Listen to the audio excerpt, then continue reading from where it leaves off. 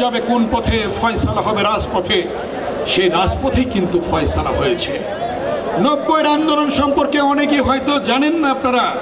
সেদিন অনেকেরই জন্ম হয় নাই, অনেকেরই বয়স কম ছিল। সেদিনও যখন আন্দোলন তুঙ্গে স্বৈরাচারী এরশাদ আজকের বিএনপির ভারপ্রাপ্ত চেয়ারম্যান দেশনায়ক তারেক রহমানকে আক্রমণ করেছিল, আঘাত করেছিল, নির্যাতন করেছিল, তার পিঠে 11টি কালো দাগ রয়েছে। আমরা যখন সর্বদলীয় ছাত্র ঐক্যের মিটিং করি প্রেস ক্লাবের সামনে, সেদিন সম্মিলিত সাংস্কৃতিক জোট সহ পেশাজীবীরা যখন আমাদের সাথে একাত্মতা ঘোষণা করলো, সেদিনই তারেক রহমানের উপর আক্রমণ করা হয়েছিল।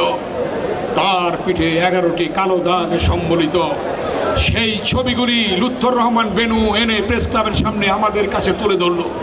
সেই আন্দোলনও বিএনপির আজকের ভারপ্রাপ্ত চেয়ারম্যান দেশনায়ক তারেক রহমানের ভূমিকা ছিল। তাই আজকে ছাত্র জনতার জাতীয়তাবাদী ছাত্র দলের নেতৃত্বে যে আন্দোলন হয়েছে, ওয়াসিমের রক্তের বিনিময়ে, সাইদের রক্তের বিনিময়ে, সেই রক্ত কখনোই বৃথা যাবে না। সামনে নির্বাচনের রোডম্যাপ হয়েছে। বিএনপির ভারপ্রাপ্ত চেয়ারম্যান দেশনায়ক তারেক রহমানের সাথে প্রধান উপদেষ্টা মহোদয়ের বৈঠক হয়েছে।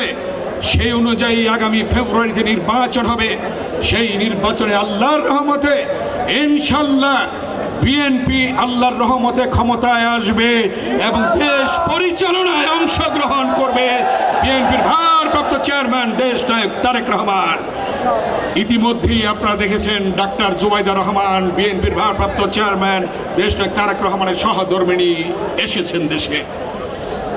ইনশাল্লাহ কিছুদিনের মধ্যেই বিএনপির ভারপ্রাপ্ত চেয়ারম্যান দেশনায়ক তারেক রহমান বাংলাদেশে এসে আপনাদের সাথে থেকে নেতৃত্ব দেবেন এবং সেই নেতৃত্বে ইনশাল্লাহ বাংলাদেশে গণতন্ত্র ফিরে আসবে।